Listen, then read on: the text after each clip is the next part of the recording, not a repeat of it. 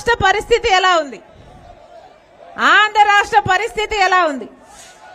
10 ఏళ్ళు అయిపోయింది కదా. ఈ 10 ఏళ్లలో ఒక్క అడుగైనా మన ఆంధ్ర రాష్ట్రం ముందుకు వేయగలిగామా? మన రాష్ట్రం ఏర్పడి 10 సంవత్సరాలు అయిపోయింది.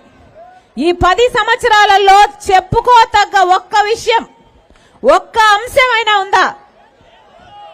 ఎతికినా భూతత్వం పెట్టి ఎతికినా లేదు.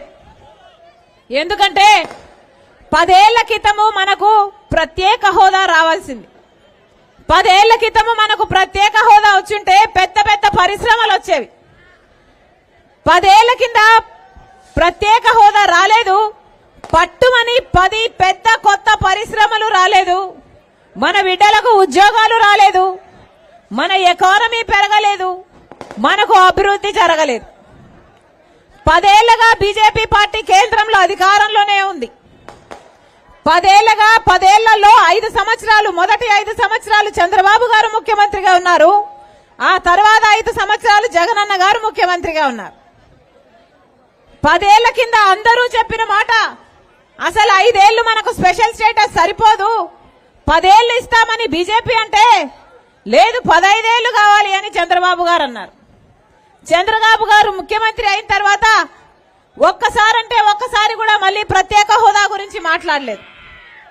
ఆ తర్వాత జగనన్న గారు ముఖ్యమంత్రి అయ్యారు.